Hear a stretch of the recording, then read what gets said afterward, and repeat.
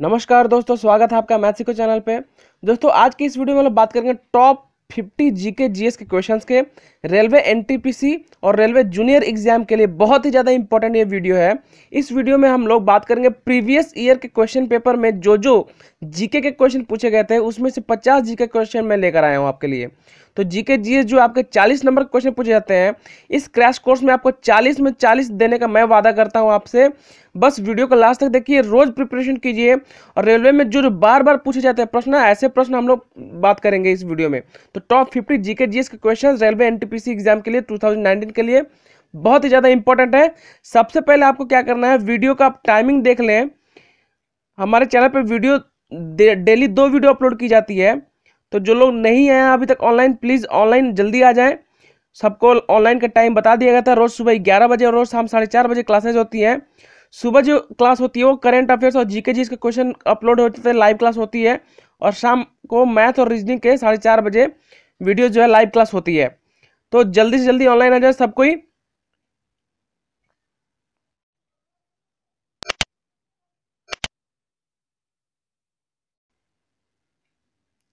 तो जो लोग अभी तक ऑनलाइन नहीं है यहाँ, आप लोग जल्दी आ जाएं। सबसे पहले मैं आपको बता दूं कि आपके लिए कुछ बहुत ही ज़्यादा एक इंपॉर्टेंट बुक है, आप वो बुक जरूर देख लें। दोस्तों अगर आप railway NTPC, group D, loco pilot, junior engineer या किसी भी गवर्नमेंट एग्जाम की तैयारी कर रहे हैं ना, तो आपके लिए ये एल बुक बहुत ही ज़्यादा इंपॉर्टेंट है, जो कि आपके लिए हिंदी और इंग्लिश दोनों मीडियम में लाया हुआ है। इसमें आपको 4000 से भी ज़्यादा क्वेश्चन आंसर मिल जाएंगे, जिसमें आपको वन लाइनर के क्वेश्चन आंसर मिलेंगे, साथ ही साथ एमसीक्यू मिलेंगे, और जितने भी सॉल्यूशन दिए गए हैं ना, वो सब के सब ट्रिक के साथ दिए गए हैं, सो दैट आप एग्जाम में कम टाइम में अच्छे नंबर स्कोर कर पाए। उसके बाद आपको यहाँ पे फ्री मॉक टेस्ट दिया जाता है, जिससे आप परख सकते हैं कि आप कितनी तैयारी किए हैं। साथ ही साथ रेलवे के सारे एग्जाम के क्वेश्चन के प्रीवियस ईयर के पेपर जो है आपको यहाँ पे मिल जाएंगे। इस बुक की कीमत सिर्फ और सिर्फ 35 रुपये है। अगर आप नीचे दिए हुए डिस्क्रिप्शन में जो लिंक दिया हुआ है बुक खरीदने का, उससे खरीदेंगे तो आपको 35 रुपये मिल जाएगा। ये बुक बहुत ही ज़्यादा इंपॉर्टेंट है। ये बुक मैंने ही पढ़ी हुई है, बुक बहुत ही अच्छी है, बुक आप जरूर खरीद लें। अगर आपको बुक खरीदना है तो नीचे दिया हुआ डिस्क्रिप्शन, उसमें किताब खरीदने का लिंक दे दिया गया है, तो उस लिंक से आप जरूर खरीद लें। आपको सिर्फ 35 रुपये में ये किताब मिल जाएगी। तो दोस्तों ये जो जीके का जो टेस्ट होता है, जो लाइव क्लास होता है, उसमें बहुत ही सिंपल एक रूल है, आप जवाब दे के पैसे भी कमा सकते हैं। सबसे पहले आपको क्या करना है, आपके सामने 50 क्वेश्चन होंगे, हर एक क्वेश्चन का 4-4 ऑप्शन दिया जाएगा और 4 सेकंड आपको समय मिलेगा। अगर आपको उसका आंसर आता है तो नीचे कमेंट बॉक्स में रेडी रहे कमेंट करने के लिए। सबसे पहले आपको नीचे कमेंट करके आंसर देना है, रेडी रहना है। सपोज करिए क्वेश्चन नंबर 1 का ऑप्शन 1 है तो 1 टाइप करेंगे, 2 का बी है तो बी टाइप करेंगे। ऐसे करके आपको सारे क्वेश्चन का आंसर देना है। इस 50 क्वेश्चन में कम से कम अगर आप 40 क्वेश्चन का सही से आंसर दे देते हैं तो आपको जो 20 रुपये का पेटीएम जीतने का मौका मिल जाएगा। तो आप जरूर रेडी हो जाए। और जिसका आंसर आपको नहीं आएगा, मैं सारे का सारे क्वेश्चन का आंसर जरूर बता दूंगा, वो भी ट्रिक के साथ। तो बढ़ते हैं सबसे पहले क्वेश्चन की तरफ। आई होप सब कोई ऑनलाइन आ गए होंगे। देखिए सबसे पहला क्वेश्चन है, देखिए यहाँ पे, अजीम प्रेमजी द्वारा प्राप्त उच्चतम नागरिक सम्मान है कौन सा है? 4 ऑप्शन आपके सामने, आपको मिलते हैं 4 सेकेंड। इसके बाद इसका आंसर हम बताएंगे।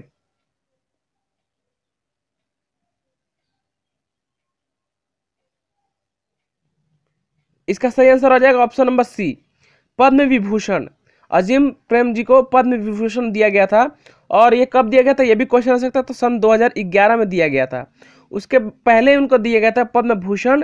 तो ये कब दिया गया था, तो ये 2005 में दिया गया था। लेकिन उच्चतम नागरिक सम्मान कौन सा है? पद्म विभूषण, जो कि 2011 में दिया गया था। क्लियर है सबको? फटाफट जो जो ऑनलाइन है सब कोई कमेंट जरूर करेंगे। चलिए अगला क्वेश्चन की तरफ बढ़ते हैं। अगला क्वेश्चन है, कोंकणी कहाँ की आधिकारिक भाषा है? 4 ऑप्शन आपके सामने है।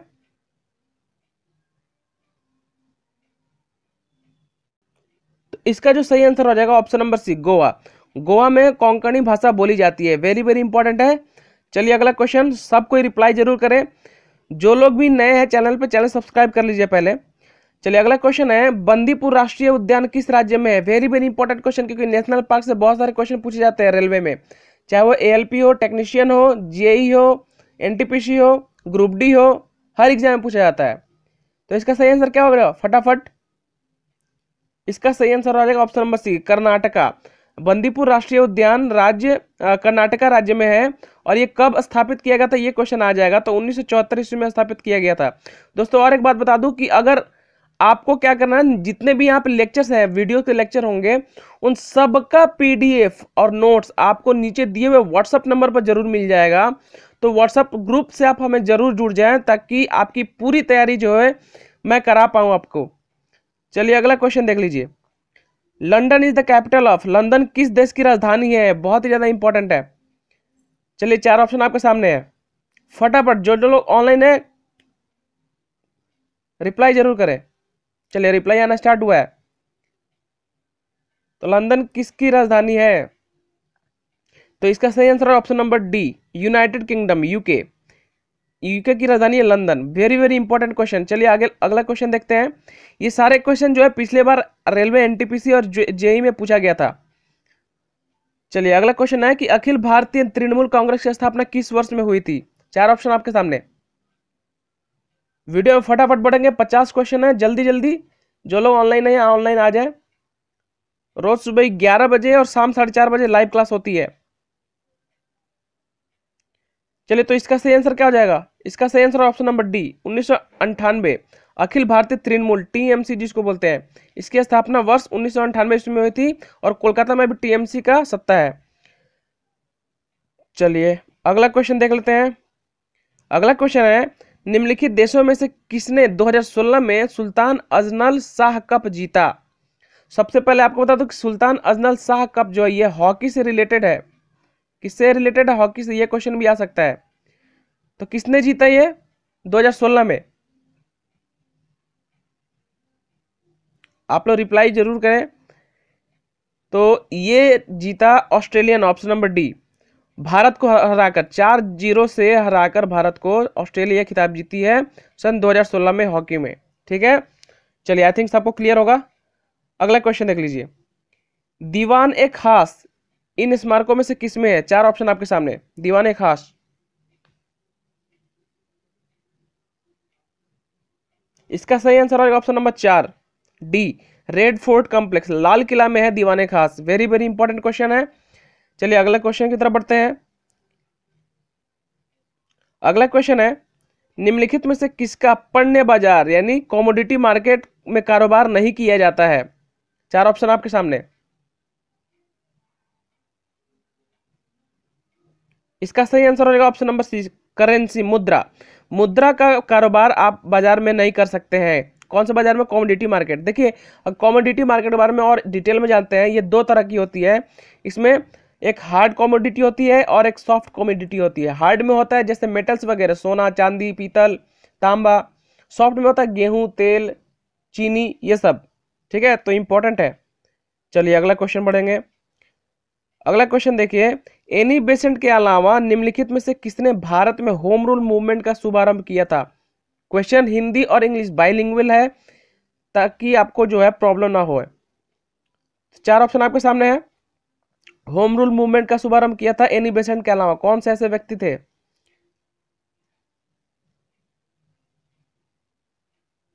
चलिए आंसर आना स्टार्ट हो गया है। बिल्कुल सही। चलिए ऑप्शन नंबर बी जो है इसका सही आंसर हो जाएगा, बाल गंगाधर तिलक। और अगर क्वेश्चन पूछे कि होम रूल मूवमेंट शुभारंभ हुआ कब था इसका, तो 1916 ईस्वी में किया गया था। ठीक है, एनी बेसेंट और बाल गंगाधर तिलक द्वारा किया गया था। अगला क्वेश्चन, वेरी इंपॉर्टेंट क्वेश्चन, थोड़ा बड़ा क्वेश्चन है। क्वेश्चन ध्यान से पढ़ेंगे पहले। क्या क्वेश्चन है? एक बिजली के फ्यूज के लिए इस्तेमाल की जाने वाली सामग्री टीन और सीसा की मिश्रित धातु होती है। इस मिश्रित धातु में क्या होना चाहिए? 4 ऑप्शन आपके सामने है। जो फ्यूज हम लोग यूज करते हैं उसमें जो मिश्रित धातु यूज होती है उसका क्या कैपेसिटी होना चाहिए, क्या कैरेक्टरिस्टिक्स होने चाहिए?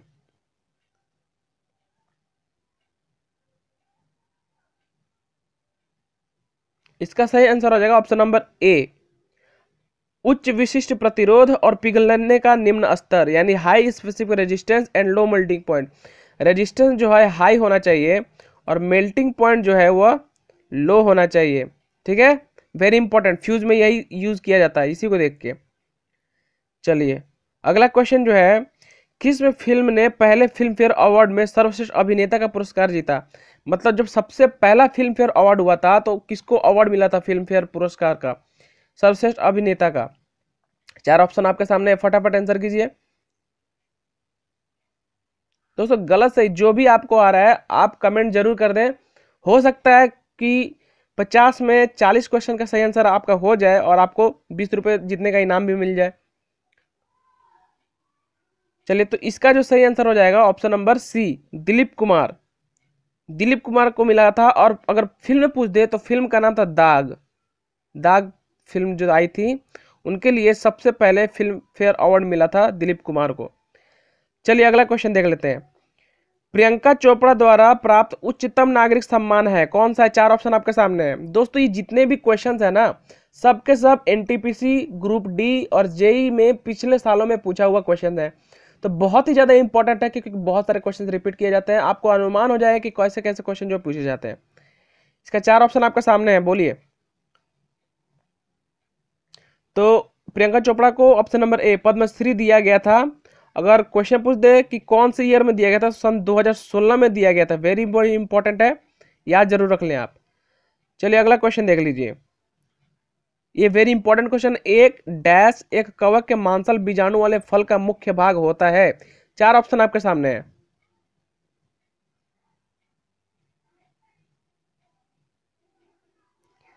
इसका सही आंसर है ऑप्शन नंबर डी, मशरूम।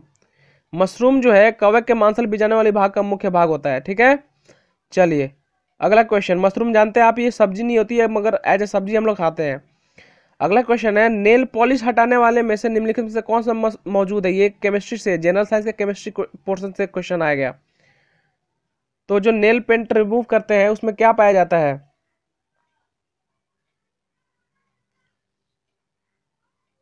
इसका सही आंसर आएगा ऑप्शन नंबर बी, एसीटोन, ठीक है। एसीटोन पाया जाता है। Very very important question. चलिए अगला क्वेश्चन, आंसर जरूर करें। कमेंट आ रहा है, मैं देख रहा हूं, सभी लोग कमेंट नहीं कर रहे हैं मगर। चलिए क्वेश्चन है, निम्नलिखित में से कौन कार्य के बारे में झूठ है? कार्य यानी वर्क, वर्क के बारे में कौन सा कथन सत्य नहीं है? यहाँ पे 4 ऑप्शन आपके सामने, फटाफट रिप्लाई करिए।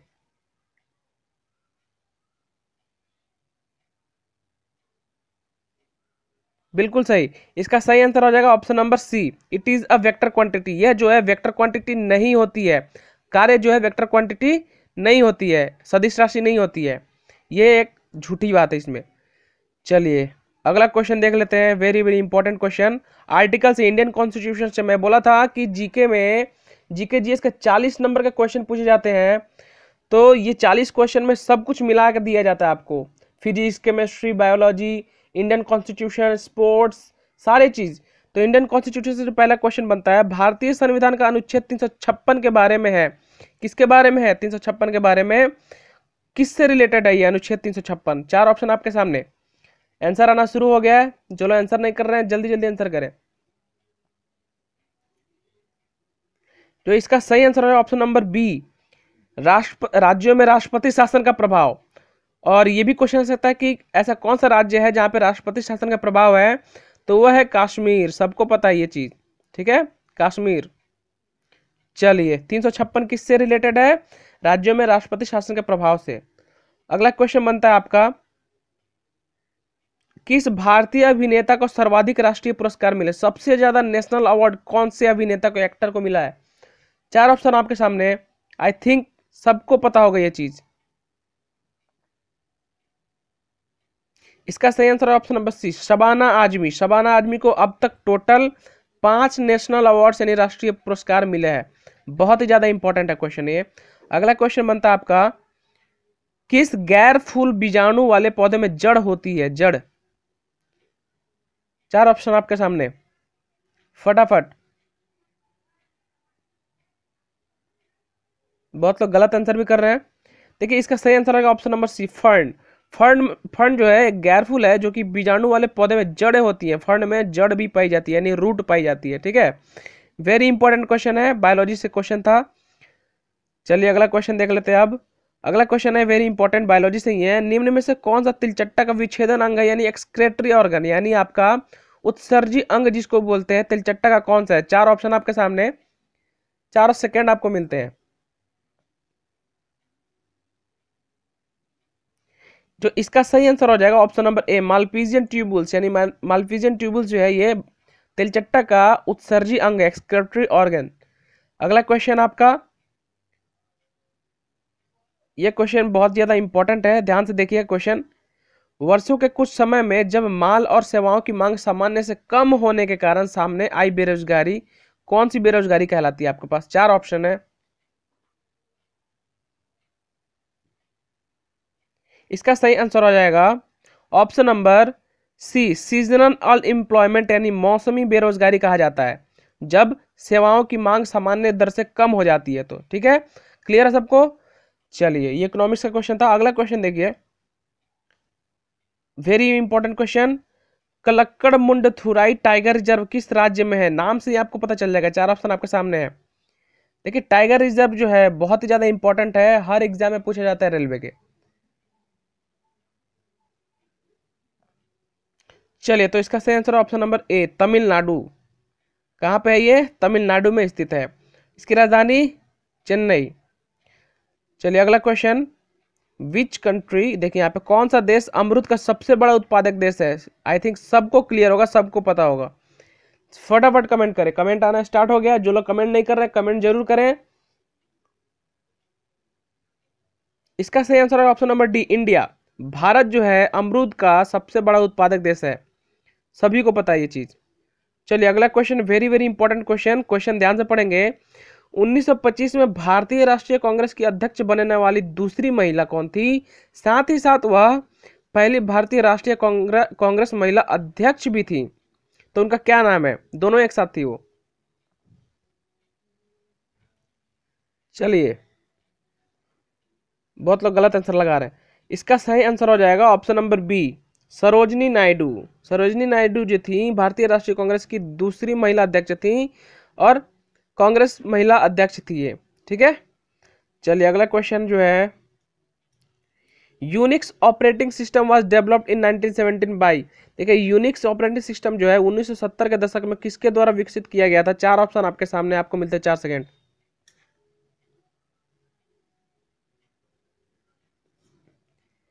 चलिए, तो इसका सही आंसर है option number D, Bell Labs. Bell Labs ने डेवलप किया था यूनिक्स ऑपरेटिंग सिस्टम को। ठीक है, यूनिक्स। चलिए, 1970 में किया गया था। अगला क्वेश्चन, अगला क्वेश्चन है आपके सामने, दजीगम राष्ट्रीय उद्यान कहाँ स्थित है? Very very important, national park से बहुत सारे क्वेश्चन पूछे जा रहे हैं। चार ऑप्शन आपके सामने।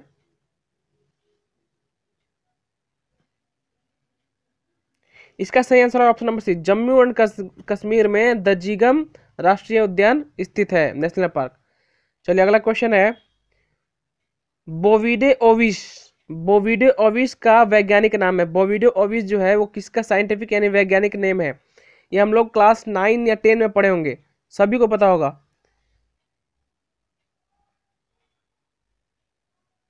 चलिए, तो इसका सही आंसर होगा ऑप्शन नंबर डी, सीप, भेड़। भेड़ का वैज्ञानिक नाम है बोविडे ओविस। वेरी वेरी इंपॉर्टेंट क्वेश्चन है, बायोलॉजी से क्वेश्चन पूछा गया था। चलिए, अगला क्वेश्चन पूछा गया आपका 27 नंबर क्वेश्चन। दोस्तों, वीडियो पसंद आ रहा है वीडियो का लाइक जरूर कर दें। अगला क्वेश्चन है, चश्मा बनाने के लिए कौन से ग्लास का उपयोग किया जाता है? चार ऑप्शन आपके सामने, वेरी इंपॉर्टेंट क्वेश्चन।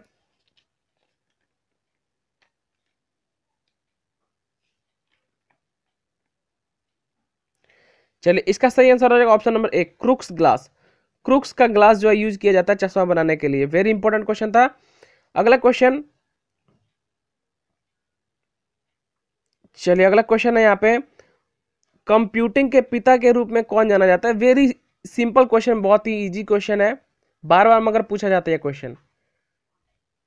चलिए, सभी ने सही आंसर दे रहा है।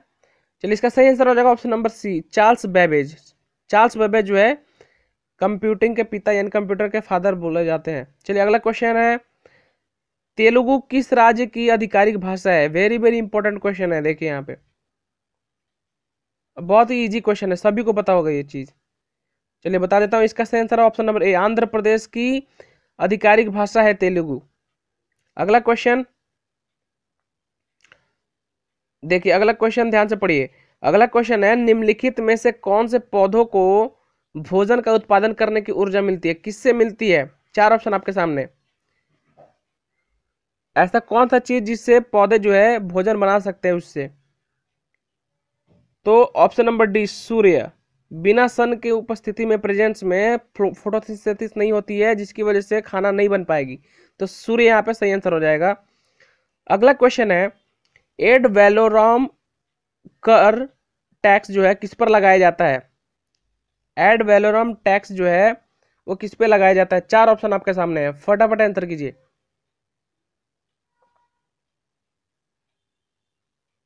चलिए, तो इसका सही आंसर हो जाएगा ऑप्शन नंबर ए, वैल्यू, मूल्य पर लगाई जाती है। किस पे लगाई जाती है? मूल्य पर लगाई जाती है। वैल्यू, जैसे वैलोरम से वैल्यू आप याद रख लेंगे, ठीक है। चलिए अगला क्वेश्चन बढ़ते हैं, 32 नंबर क्वेश्चन। दोस्तों वीडियो पसंद आ रही है, वीडियो को लाइक कर दें, शेयर कर दें अपने दोस्तों के साथ जो भी अभी रेलवे की तैयारी कर रहे हैं। और एक बात कि आपको सारे पीडीएफ नोट्स जो है, आपको जो भी वीडियो अपलोड किया जाएगा उसका जो है नीचे दिया हुआ है व्हाट्सअप नंबर, उससे ग्रुप में आपको मिल जाएगा हर एक चीज़, हर एक पीडीएफ जो आपको प्रोवाइड कराई जा रही है दिन रात, सो दैट आप अच्छे से तैयारी कर पाएँ। तो जो क्वेश्चन था देख लीजिए यहाँ पे, क्या क्वेश्चन बना 32 नंबर, भारतीय इतिहास में किसका शासन भारत का स्वर्ण युग कहलाता है? ये हम लोग इतिहास में पढ़े थे 9th क्लास में। भारत का स्वर्ण युग कौन से शासनकाल को कहा जाता है? चलिए, इसका सही आंसर ऑप्शन नंबर सी, गुप्त एम्पायर, गुप्त साम्राज्य का शासनकाल को भारत का स्वर्ण युग कहा जाता है। चलिए अगला क्वेश्चन है, जापान पर गिराए गए एटम बम के क्या नाम थे? देखो, सबको पता है कि जापान के हिरोशिमा और नागासाकी पर बम गिराया गया था, मगर क्या नाम था बम का, ये किसी को नहीं पता। चलिए 4 ऑप्शन आपके सामने है, देखते हैं इसका सही आंसर कौन दे पाता है। बहुत लोग अटकेंगे इसमें। चलिए, तो इसका सही आंसर आ जाएगा option number A, little boy and fat man. ये दो जो बम गिराए गए थे। सबसे पहले देख लीजिए, जो लिटिल बॉय था ना, वो हिरोशिमा पर गिराया गया था 6 अगस्त को, ठीक है। 6 अगस्त को हिरोशिमा पर लिटिल बॉय, और जो फैट मैन है, जो मोटा है, मोटा बम भी मोटा था, वो नागासाकी पे गिराया गया था 9 अगस्त को, उसके 3 दिन बाद, ठीक है। Very important question. चलिए अगले क्वेश्चन की तरफ बढ़ेंगे, फटाफट, वीडियो लंबा हो रहा है, आगे बढ़ेंगे। देखिए क्वेश्चन क्या है, डैश तक की अवधि यूरोप में पुनर्जागरण की अवधि है? मतलब कब से कब तक की अवधि जो है यूरोप में पुनर्जागरण की अवधि है। 4 ऑप्शन आपके सामने, आपको मिलते हैं 4 सेकेंड। इसका सही आंसर रहेगा option number B, 14th to the 17th century, 14वीं से सदी से 17वीं सदी के बीच की अवधि को यूरोप में पुनर्जागरण की अवधि कहा गया था। अगला क्वेश्चन फिजिक्स से है। देखिए फिजिक्स का क्या क्वेश्चन बन गया, इलेक्ट्रॉन डैश गति में नाभिक के चारों ओर घूमती है? मतलब इलेक्ट्रॉन जो है नाभिक के चारों ओर घूमती है, उस गति को क्या बोलते हैं? ट्रांसलेटरी, स्पिन, ऑर्बिटल या वाइब्रेशनल? कौन सी गति कहलाती है वो? तो इसका सही आंसर सभी को पता है, ऑर्बिटल, ऑप्शन नंबर सी। जो ऑर्बिट में घूमती है ना, ऑर्बिट में घूमती है, इसलिए बोलते हैं उसको ऑर्बिटल, ठीक है। और इलेक्ट्रॉन पर निगेटिव चार्ज होते हैं। चलिए अगला क्वेश्चन देख लेते हैं फटाफट। लोकसभा के विपक्ष का पहला नेता कौन था? देखिए लोकसभा का पहले नेता सबको पता है, लेकिन विपक्ष का पहला नेता कौन था? ये क्वेश्चन जो है रेलवे का जो है स्टैंडर्ड है, विपक्ष का नेता का नाम पूछ दिया गया। चलिए इसका सही आंसर है ऑप्शन नंबर बी, ए के गोपालन, जिसको ए के जी बोलते हैं, जिन्हें ए के जी भी बोला जाता है। ए के गोपालन जो है लोकसभा के में विपक्ष के पहले नेता थे। अगला क्वेश्चन देख लीजिए, एक बुक है, उससे क्वेश्चन पूछा गया है कि 5 point someone what not to do at IIT. ये पुस्तक का नाम है, इसके लेखक कौन है? फटाफट आंसर दीजिए, बहुत कम ही लोग को पता होगा ये। चलिए इसका सही आंसर है option number D, Chetan Bhagat जो है इसका सही आंसर हो जाएगा, ठीक है। याद रखेंगे, वीडियो थोड़ा फास्ट करना पड़ेगा। अगला क्वेश्चन है, अर्थशास्त्र के पिता के रूप में किसे माना जाता है? वेरी वेरी इंपॉर्टेंट और बहुत ही सिंपल क्वेश्चन पूछ दिया गया था। अर्थशास्त्र के पिता के रूप में किसे माना जाता है?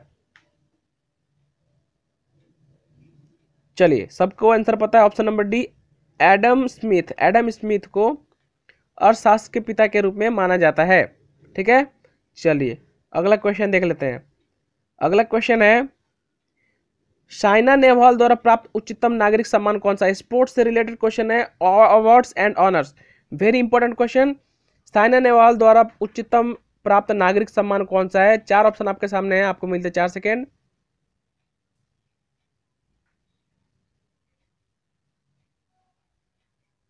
इसका सही आंसर आ जाएगा option number B, Padma Bhushan.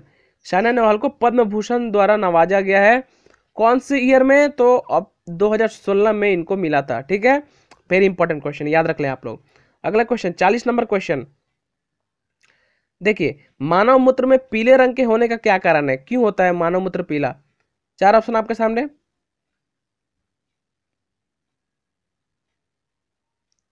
देखो, मूत्र को क्या बोलते हैं? यूरिन बोलते हैं। उससे आप एक टर्म याद रख लेंगे, यूरोक्रोम। यूरिन से यूरोक्रोम, तो यूरोक्रोम के कारण जो है मानव यूरिन यानी मानव मूत्र का रंग जो है पीला होता है। अगला क्वेश्चन देखेंगे, फटाफट देखेंगे क्वेश्चन। क्वेश्चन है, राष्ट्रीय फिल्म पुरस्कारों को के बाद से प्रसारित किया गया, मतलब कौन से ईयर से राष्ट्रीय फिल्म पुरस्कार जो है देना शुरू कर दिया गया? चार ऑप्शन आपके सामने है, फटाफट आंसर करें। चलिए, इसका सही आंसर है ऑप्शन नंबर ए, 1973। 1973 के बाद से राष्ट्रीय फिल्म पुरस्कार जो है देना स्टार्ट किया गया। मगर अगर क्वेश्चन पूछते कि नेशनल फिल्म अवार्ड जो है इसकी स्थापना कब करी गई थी, तो सन 1954 में इसकी स्थापना कर दी गई थी, लेकिन दिया गया था 1973 के बाद से। 42 नंबर क्वेश्चन, फटाफट वीडियो लाइक और शेयर कर दे। पौधों को प्रोटीन का संश्लेषण कहाँ से मिलता है? मतलब पौधे जो है अपना प्रोटीन संश्लेषण कहाँ करती हैं, कहाँ से करती हैं? चलिए, तो इसका सही आंसर है option number C, amino acid में। कहाँ करती है? अमीनो एसिड में। अगला question 43 number question, very very important question. निम्न में से किस तत्व का गलनांक बिंदु सबसे कम होता है? ठीक है, मेल्टिंग पॉइंट जो सबसे कम होता है। चार ऑप्शन आपके सामने है।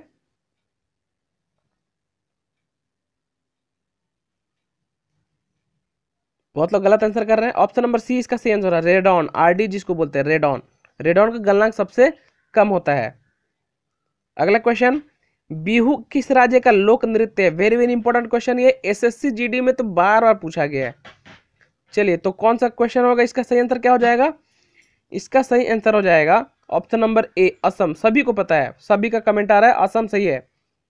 अगला क्वेश्चन, निम्नलिखित में से कौन सा मानव शरीर के बायोकेमिकल प्रयोगशाला के रूप में भी जाना जाता है? देखिए, ये इंपॉर्टेंट है क्वेश्चन, थोड़ा बायोलॉजी से, ह्यूमन बॉडी से क्वेश्चन है। तो इसका सही आंसर क्या हो जाएगा? इसका सही आंसर है option number D, liver. Liver को मानव शरीर का बायोकेमिकल प्रयोगशाला भी कहा जाता है।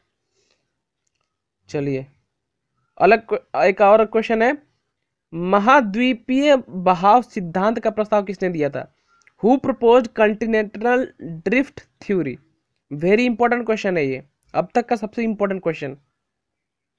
और ऑप्शन भी देखिए, ऑप्शन भी एल्फ्रेड एल्फ्रेड करके है, स्टूडेंट्स कंफ्यूज हो जाते हैं, तो नाम याद रख ले एकदम। कॉन्टिनेंटल ड्रिफ्ट थ्योरी किसने प्रपोज किया था, किसने सिद्धांत दिया था? तो ये दिया था option number A, Alfred Wegener ने। किसने? एल्फ्रेड वेगनर ने, याद रखिएगा, अल्फ्रेड वेगनर। अगला क्वेश्चन है, who is the chairman of NITI Aayog? NITI Aayog जो है उसके चेयरमैन कौन है?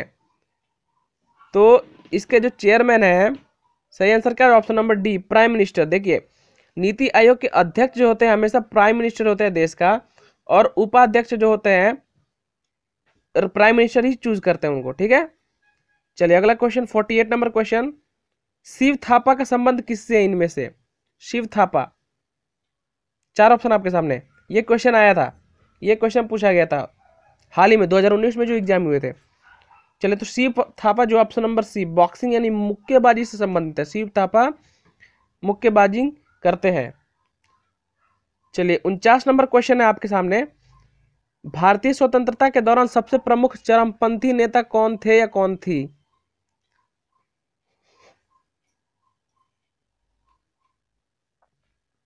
तो इसका सही आंसर हो जाएगा ऑप्शन नंबर ए और बी दोनों, यानी ऑप्शन नंबर सी सही हो जाएगा। बीजी तिलक और अरबिंदो घोष जो है ये प्रमुख चरमपंथी नेता थे। ठीक है, चलिए लास्ट क्वेश्चन आज का, last but not the least. रोज आप लोग शाम 4:30 बजे और सुबह 11 बजे लाइव आ जाया करें। लाइव क्लासेस शुरू हो चुकी हैं, इस बार स्कोर करना है, अच्छा नंबर तो करना है बस।